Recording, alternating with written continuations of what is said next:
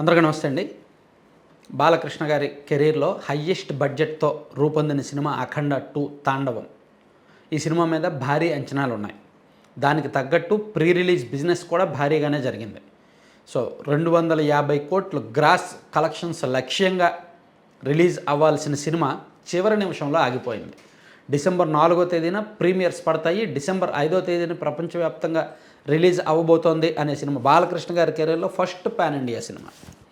And హిందుత్వం and సనాతన ధర్మానికి సంబంధించి వ్యాలిడ్ పాయింట్లు ఇప్పటి వరకు బయట చూపించిన పాయింట్లు చూపించారని మంచి టాక్ కూడా వచ్చింది. అటువంటి టైంలో ప్రొడ్యూసర్స్కి ఉన్న రెండు నిర్మాణ సంస్థల మధ్య ఉన్న విభేదాల కారణంగా వాళ్ళు కోర్టుకు వెళ్ళి స్టే తీసుకురావడంతో సినిమా ఆగిపోయింది.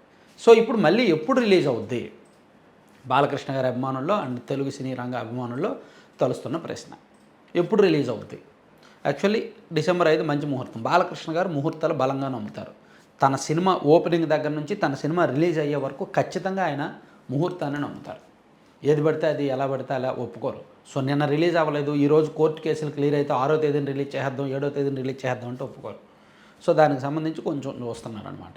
అందులోకి అవతల ఎక్కడైతే ఈ 14 రీల్స్ వాళ్ళతో గొడవపడిన ఈరోజు సంస్థ ఎవరైతే కోర్టుకు వెళ్ళి స్టే తెచ్చుకున్నారో ఆ సంస్థ చాలా గట్టిగా ఉంది.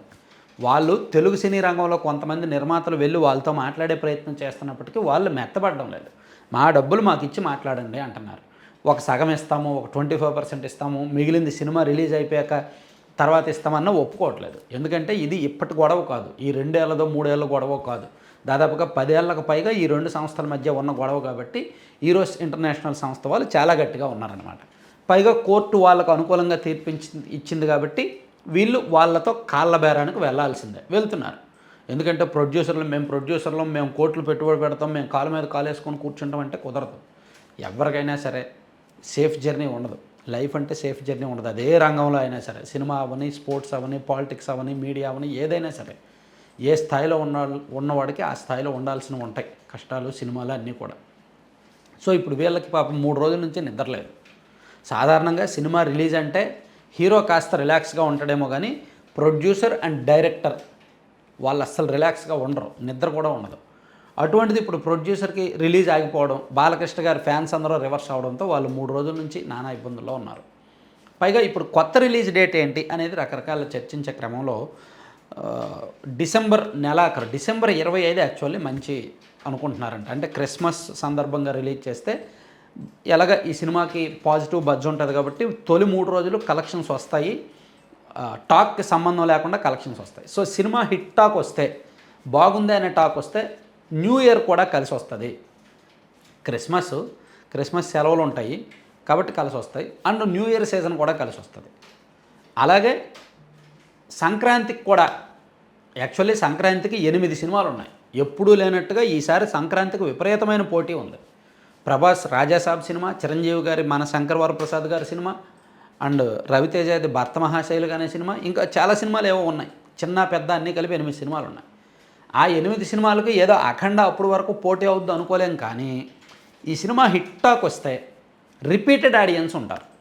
బాలకృష్ణ గారికి అంటే సంక్రాంతి అంటే పల్లెల్లో కళ ప్లస్ ఊర్ల నుంచి వచ్చేవాళ్ళు ఉంటారు కాబట్టి, ఫ్యామిలీలతో వెళ్ళాల్సిన వాళ్ళు ఉంటారు కాబట్టి ఈ సినిమా లాంగ్ రన్ అప్పటికే 15 రోజులు దాటిపోయినప్పటికీ ఆప్షనల్గా ఈ సినిమా దొరుకుద్ది అనమాట.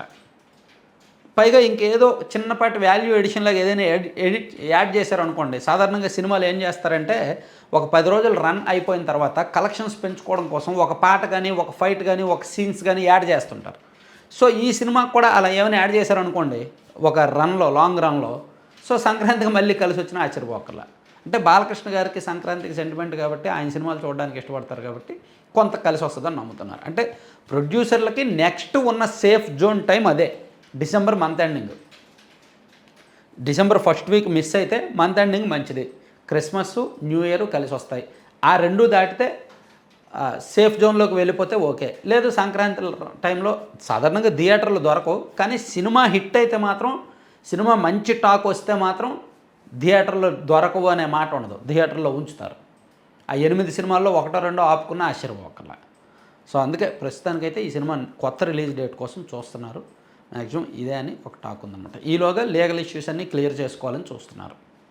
సో కంటెంట్ చివరి వరకు చూసిన ప్రతి ఒక్కరికి ధన్యవాదాలండి. కంటెంట్కి సంబంధం లేకుండా మీరు ఒకసారి స్క్రీన్ మీద ఒక యాడ్ చూస్తున్నారు కదా లడ్డూపల్లెం.com అని. సో ఒకసారి మనం ఇది ఎందుకు ప్రమోట్ చేస్తున్నామంటే ఈ వెబ్సైట్ విజిట్ చేయండి లడ్డూపల్లెం.com, లేదా వీళ్ళ నెంబర్ 9997839994కి వాట్సాప్లో మెసేజ్ చేసి మెనూ తెప్పించుకోండి.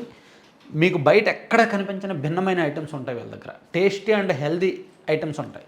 సీడ్స్తోనూ, మిల్లెట్స్తోనూ, డ్రై ఫ్రూట్స్తోనూ, నట్స్తోనూ వీళ్ళు లడ్డూలు చేస్తారు. ప్లస్ 10% డిస్కౌంట్, 2 తెలుగు రాష్ట్రాల్లో ఫ్రీ డెలివరీ. సాధారణంగా డెలివరీకి డిటీడీసీ కొరియర్ అంటే 1 కేజీకి 120 నుంచి 150 తీసుకుంటారు. అటువంటిది వీళ్ళు ఫ్రీ డెలివరీ అనమాట 2 తెలుగు రాష్ట్రాల్లో కూడా.